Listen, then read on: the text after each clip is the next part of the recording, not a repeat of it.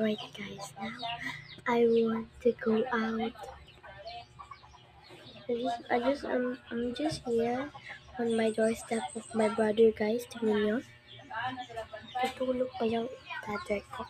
At ngayon is magpipili muna ako ng shoes ko kasi gusto kong umalas. Ay, umalas. Gusto kong lumakad.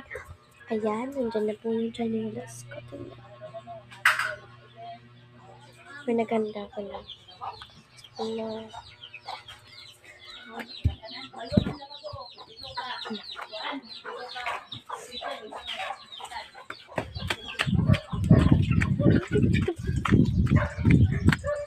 Diyan na ako guys. At yung ate ko is guys, nag-sit down lang kasi ang init. Kaya next dito. Ayan, maliligo na ako next. Mag-time lapse ako. So abangan niyo guys kasi ang ganda.